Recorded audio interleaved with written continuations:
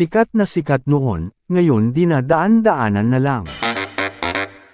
Tutuban Center is a shopping complex and public transit hub in Manila, the Philippines that opened in 1993. It encompasses 5 retail buildings and a parking building in and around Manila's central train station located in the shopping precinct of Divisoria in Tondo District. The 20-hektar, 49-acre, mixed-use development includes the original 2-story brick and iron main terminal building of the Ferrocarril de Manila Dagupan, later Manila Railroad Company, and now Philippine National Railways or PNR, built in 1887. A declared National Historical Building by the National Historical Commission of the Philippines since 1934.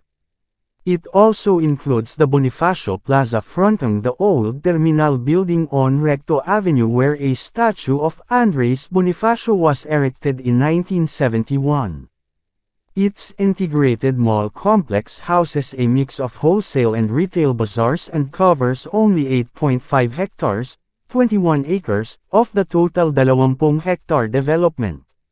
The complex will house the interchange station between the proposed north-south commuter railway and an extension of the Manila Light Rail Transit System Line 2 according to the master plan submitted by the Japan International Cooperation Agency in 2015.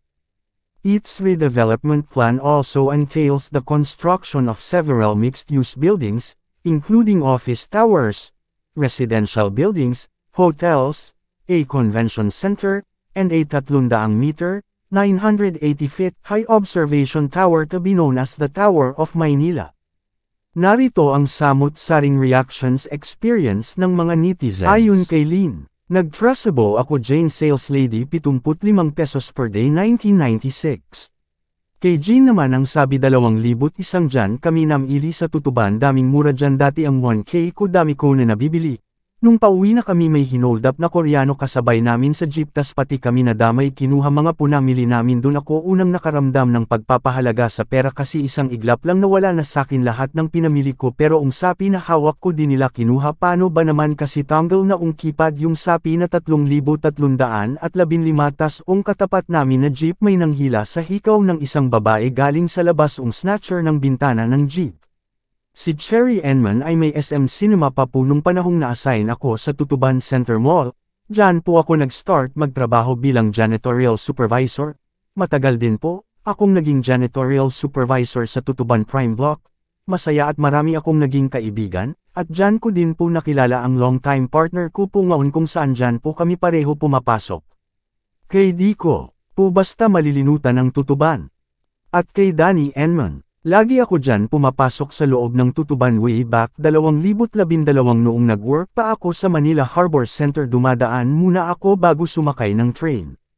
Naalala ko tuloy yung dati kong katrabaho ka-office mate si Jeric isa siyang bakla at mahilig magpa-pedicure dyan sa loob ng Tutuban nagkasugat nagkaroon ng sakit na diabetes na maaga yung kanyang paa. At si Julie naman, kasama pa namin namimili ng damit pang baby mura lang bilihin nag-iikot kami sa loob ng mall ang saya namin at nung siya ay manganak na hindi niya nailabas yung baby at yun ang kanyang kinamite. They are now both in heaven my very good friend sad face, at nung wala na sila mag-isa na lang ako naglalakad dumadaan dyan sa Tutuban minsan tumulo yung luha ko na miss ko sila sobra. 2014 nag-resign ako sa work ang layo kasi C5 Taguig pa ako umuwi sobra traffic kung walang biyahe train na late pa ako. So, I decide to apply abroad dito ako napadpad sa bansang Arab. Kay Adunes naman ay sobrang saya naman dyan magkakaibigan, 16 years lang akong pumasok ng sales lady dyan working stud. Almost 16 years ako dyan.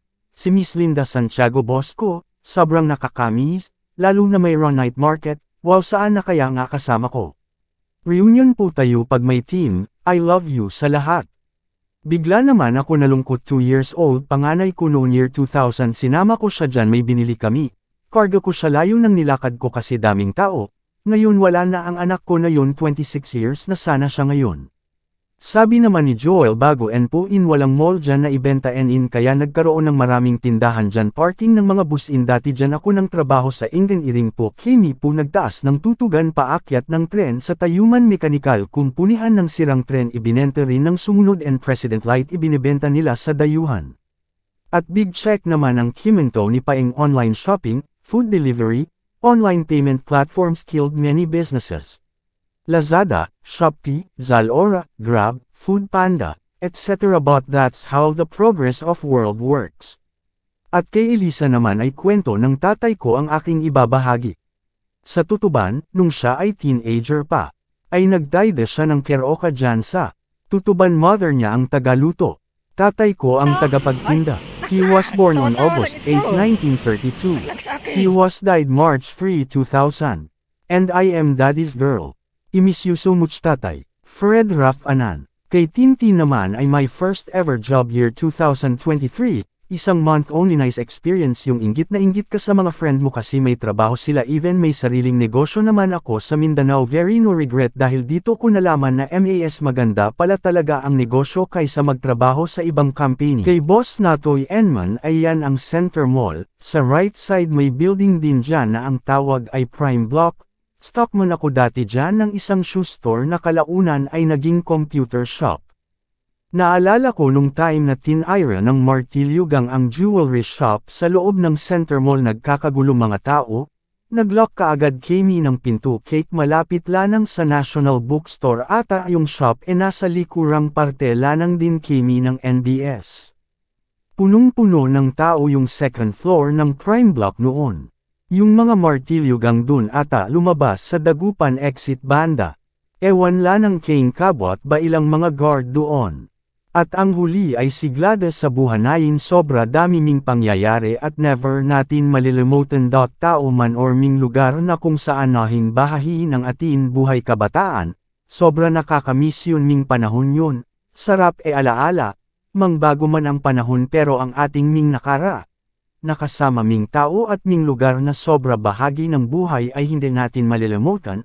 Salamat sa dus na binigay niya sila sa atin. Tulad niyo ak dinig tatanong asan na matao nakasama Q. Sana mang kaya kita ulit kami mabalikan ming lugar and bahagi ng aming mapinagsamahan. Ingat po tayo please. God bless po.